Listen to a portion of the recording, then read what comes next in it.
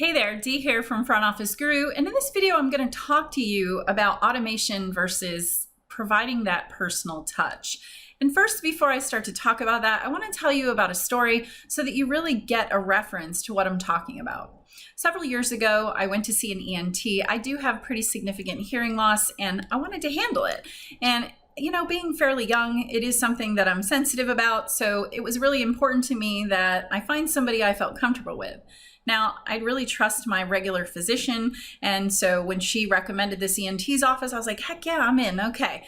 So I made my appointment and I show up. Now, I do train front office people every day, and I really work to build excellent PCCs, so of course I'm going to be a good patient as well because I know what's needed and wanted. I show up 15 minutes early, I've got my paperwork ready to go. I'm excited for this visit because I'm going to handle this. And I walk up to the front desk. There are two PCCs standing there and nobody looks at me. No acknowledgement, nothing. And I'm standing there and I'm standing there and there's no eye contact, no smile, no nothing. Now I give them credit because both of them are on the phone, but at the same time, no acknowledgement. So you know, when you get that, when you're standing there and nobody's acknowledging you, it doesn't matter where you are, and you start to feel kind of uncomfortable. Well, that's what happened. And so I decided, all right, I'm going to give them the benefit of the doubt again. I'm just going to turn away.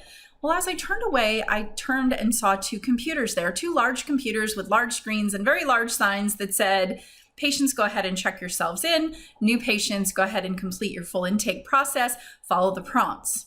So right there is all automation, which is a very efficient way to run things, but I had to fill out all of my paperwork again, which nobody informed me of.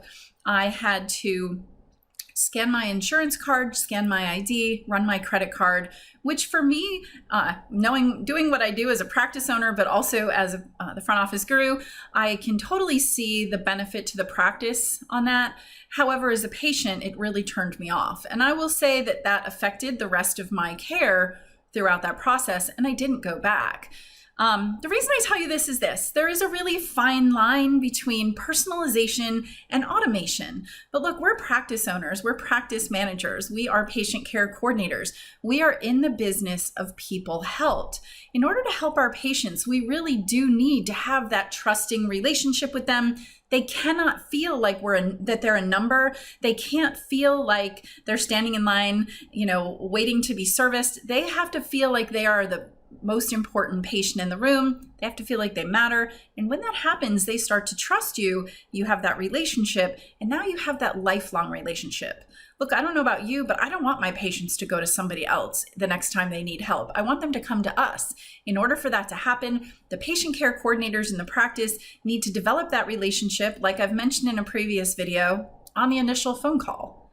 But they have to keep it going. Remember, on the phone call and when that new patient arrives, they haven't seen the provider yet. And even if I've been to your practice before and I'm a returning patient, it's a new unit in time. It's a new diagnosis. It's a new case. It's a new problem that I'm having. And hey, I need to know that I'm still important to you. So that first phone call and that arrival, even if I'm a returning patient, I really need to have that relationship building continue. So go and take a look at your practice. Look at the difference between automation and personalization, and look at where you can automate things so that your practice and your front office runs more efficiently. But also look at, are you really working to build that relationship on that initial phone call and when the patient arrives for their evaluation? And are you keeping it going so that you have a patient for life? All right, I hope this really helps. I hope this is giving you some great education as you've gone through these videos. I can't wait to hear how it's going. In the next video, I'm going to talk to you about what it means to be prepared for that new patient arrival. So I look forward to seeing you over there. And if you want more information about joining the Front Office Guru family, feel free to go to my website, which is listed below, and I'll be more than happy to schedule a call and help you. I hope you have a wonderful day.